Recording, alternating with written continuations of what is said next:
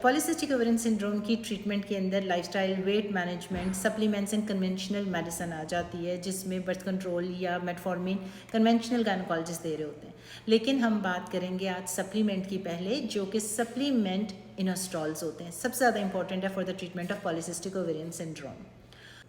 जो इनस्टॉल्स होते हैं वो शुगर कार्बोहाइड्रेट होते हैं और इंसान की बॉडी के अंदर वैसे भी प्रेजेंट होते हैं। ओवरी के अंदर सबसे इंपॉर्टेंट इनस्टॉल होता है मायोइनस्टॉल, और सेकंड फॉर्म इसकी जो बड़ी इंपॉर्टेंट होती है डी कायरो इनस्टॉल। इसका एक बैलेंस होता है जिस्म के अंदर। ओवरी के अंदर इसका बैलेंस होता है नॉर्मल 100:1। पॉलीसिस्टिक ओवेरियन सिंड्रोम के अंदर इसका बैलेंस हो जाता है, मायोइनस्टॉल घट के रह जाता है 12:1। कहाँ पे 100, कहाँ पे 12। मायोनिस्टॉल आपको चाहिए होता है for the proper functioning of the enzyme aromatase, जो कि प्रेजेंट होता है ओवरी के अंदर और रिस्पॉन्सिबल होता है for the conversion of testosterone into estradiol. अगर आपको मेरी पहली वीडियो याद हो तो मैंने आपको बताया था कि पॉलीसिस्टिक ओवेरियन सिंड्रोम के अंदर मैल फंक्शनिंग हो जाती है इस एंजाइम की एरोमेटेज, जो कि फिर जब टेस्टोस्टेरोन चेंज नहीं होगा एस्ट्राडायोल की कमी हो जाएगी और आपको टेस्टोस्टेरोन की ज़्यादती की वजह से तमाम सिम्टम्स आना शुरू हो जाएंगे। और मायोनिस्ट्रॉल की जब कमी हो जाएगी तो ये जो अप रेगुलेटेड जो इसकी एक्टिविटी को एरोमेटेज की एक्टिविटी को प्रॉपर फंक्शनिंग में हेल्प कर रहा था वो भी काम नहीं होगा। तो आप क्या कर सकते हैं कि बाहर से इसका सप्लीमेंट दे दें, 2 ग्राम सुबह 2 ग्राम रात को। आप वो वाला सप्लीमेंट ले सकते हैं जो प्योरली 100% मायोनिस्ट्रॉल है, या फिर आप वो वाला ले सकते हैं जिसमें 100:1 रेशियो हो मायोनिस्ट्रॉल एंड डी कायरो की।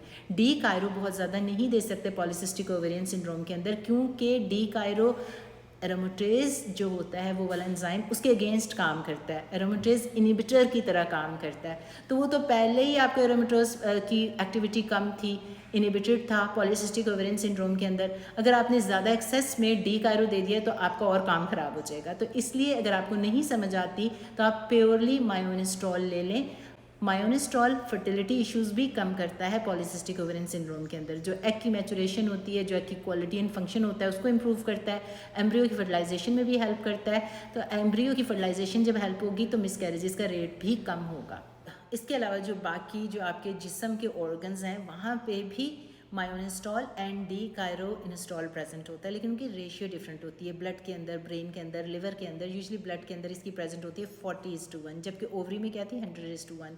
ऑर्गन्स के अंदर इसका फंक्शन भी बदल जाता है। फैटी लिवर को कम करता है, हाइपर इंसुलिनीमिया जो कि इंसुलिन की रेजिस्टेंस है, हाइपर इंसुलिनीमिया, डायबिटीज़ और इन तमाम मेटाबॉलिक डिसऑर्डर जो कि पॉलीसिस्टिक ओवेरियन सिंड्रोम के अलावा है वहाँ पे ये काम करता है। तो आदमी भी ये ले सकते हैं। Depression, anxiety, bipolar disorder, suicidal जो टेंडेंसीज होती है उसमें इनस्टॉल की कमी हो जाती है। इसलिए साइकाइट्रिस्ट लोगों को भी सप्लीमेंट देना चाहिए टू ऑल दिस पीपल जिनको ये एंजाइटी डिप्रेशन हो रहा हो।